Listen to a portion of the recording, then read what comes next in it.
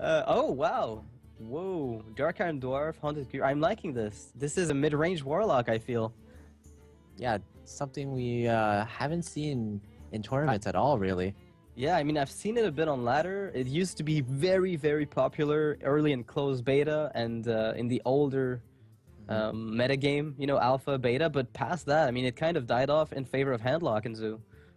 Yeah, I'm not even sure if it's a mid-range warlock. It seems from this opening hand, it just seems like a zoo, but with demons and with a big game hunter tech in.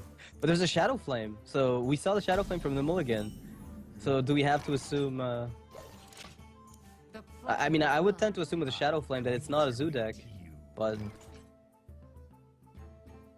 Kolento still waking up. Yeah. Well, Savjz mulligan for against Zoo. He has the backstab and the SI agent perfect for versus Zoo, but unfortunately it's not going to be exactly that, I guess. But it's going to be still pretty good in this case, because the hand that Kolento does have is not exactly, you know, protected against backstab as I7 agents. This is not going to be a completely wasted hand on Savjz's part. Now, the start of Kolento was really slow, based on what Savjz saw. So he saw only a Haunted Creeper on turn 2, and you assume that it has to be Zoo based on this. But that would be a slight mistake. So do you think Savjz has understood that this is more of a mid-range approach, maybe? I think he could just be considering that Kolento got a bad draw, but what Floating Watcher is in this deck. That's pretty amazing. This is actually incredible when it comes out of the Void Caller. The drawback of Floating Watcher is the front cost. That's the big problem with it. If it comes out of the Void Caller, that's an amazing play. You get a 6/6 when you live tap. This is not negligible at all. Savjz opts to not use the Fan of Knives this turn to cycle. I think he's preparing to use the Azure Drake and then prep Fan of Knives next turn for a potential board clear. Yeah, you can use the 3/3 in your dagger to kill the Void Caller and then try to kill whatever's left over. But this little egg here is going to be a bit of a problem for him.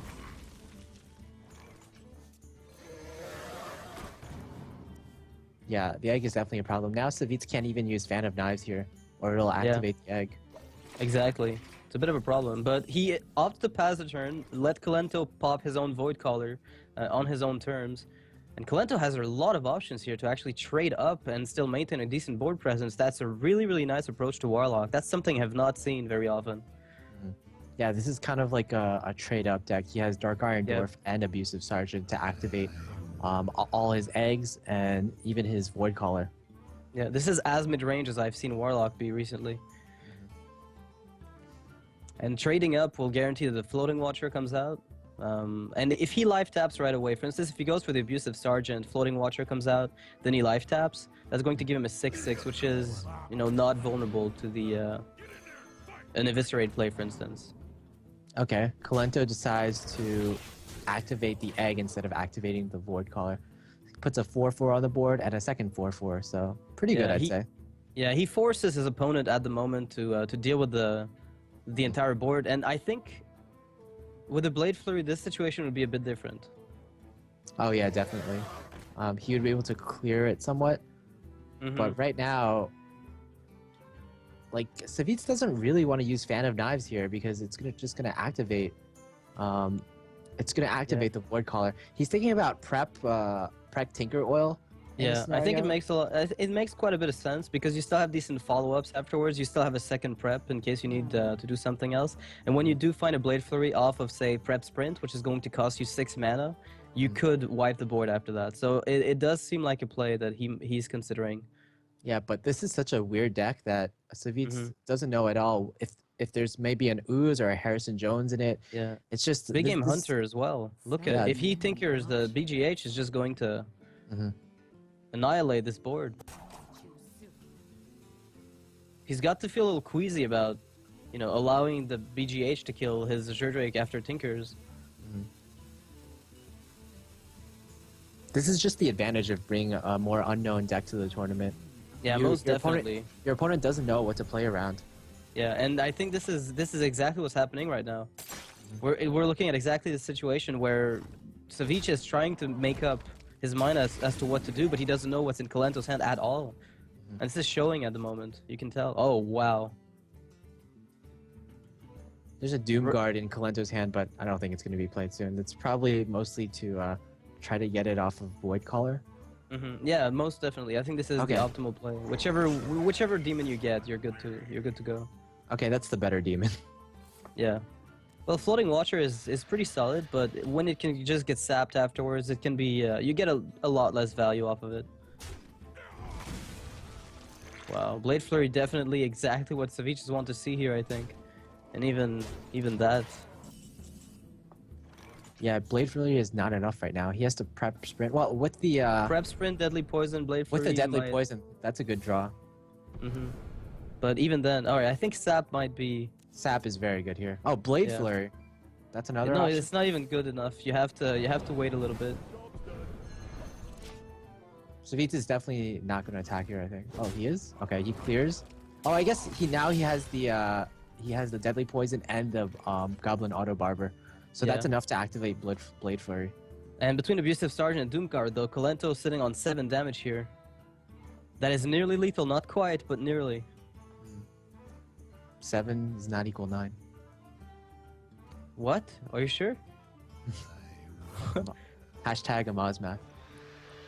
Anti-Killbot as well. Oh, wow. Yeah, Anti-Killbot, another key card, and Defender of Argus, that could be the killing blow for Savjz. Yeah, because his Blade Flurry not really what you want to see, and if you have to use your dagger to kill off the Nerubian Egg, then you're on 5 health, and you know he's got a Doom Guard. So there needs to be an Earthring Farce here at least that is played this turn. Dagger, Deadly, Attack Egg, Eviscerate. There's going to be 2 mana lacking to do anything here. The perfect play is going to be 2 mana off. Now this rogue deck, it seems very similar to what Nyria brought, so they're teammates, you know, so it's very possible they brought the same rogue. Unfortunately, it hasn't been bringing them much success. Savjz is in such a difficult position right now. Would you consider Earthring Farce here yourself and then eviscerating the minions on the board just to try to stay around and maybe top deck an anti-Killbot if you play one? I'm not sure if that's a winning play. That's the issue. No, but I don't know that there is a winning play at the moment. Dagger, Deadly Poison. Okay, eviscerate the 1/3. Blade Flurry doesn't help. You'd have to eviscerate the 4/4 that comes out.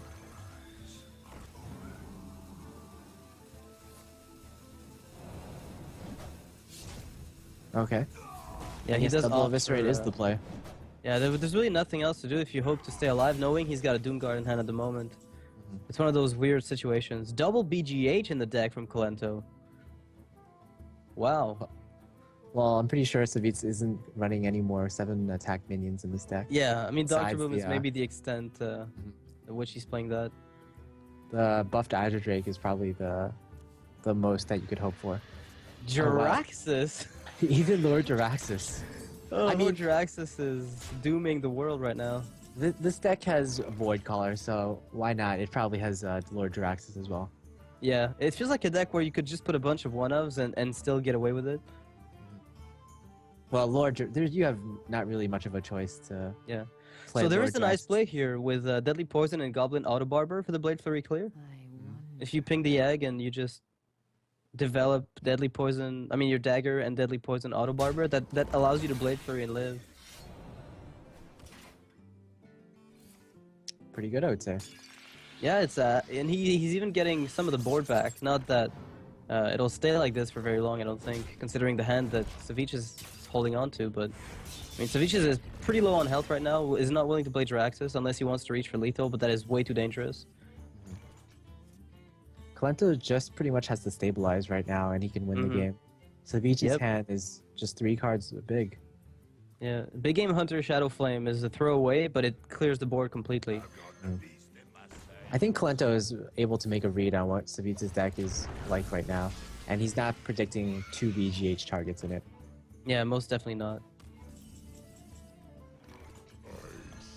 So, what kind of a card would you like to see here? As if you are Savjz, yeah. If he plays anti-Killbot, that is probably his prime top deck. Wow, he would have had lethal this turn had it not been for the Loatheb. Yeah, Dark Bomb Lotheb, and Doomguard would have done it. Lotheb saves Savjz again. Lotheb, of course, is one of Savjz's favorite cards in the game.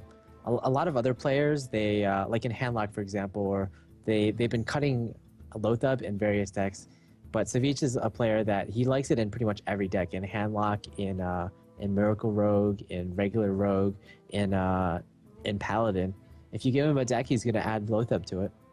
So here's a question: as Kolento right now, you've got no more healing, right? He's used his anti-heal bot. He doesn't have lethal this turn, and the only way for him, like, he can't guarantee that Savjz is not running some kind of Cold Blood or Tinker's Sharpsword. I mean, it's kind of unusual. You've seen 2 eviscerates, but if you play Jiraxxus, you're too low on health to be content with it, because the opponent has 8 damage on board, 9 from Dagger, and then potentially another 6 from hand in some way. So is the play just to kill a minion here? If I were Like- Kolento, I'd try to clear as much Yeah. as possible. And wow, Doomguard is going down. Yeah, that is what I thought we'd be Okay. Wow, okay, interesting. Sabotage, eh? Actually? No, Jiraxxus is going to take the game afterwards. Mhm. Yeah, even if he ends up clearing here.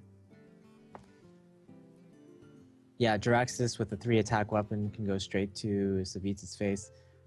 But if there's a So- heal, Sabotage could have taken the weapon out, but it won't get to.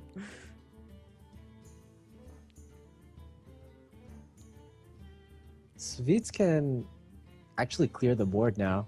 Yeah, he can. He can And clear he- the entire board, but I think if he draws something, it has to be a healing source of sorts. But Or Taunt. Taunt would be nice as well. if he plays Sludge Belcher, for instance, that would be. But how do you taunt at 3 mana left? Because he has, Fan of Knives and Sabotage.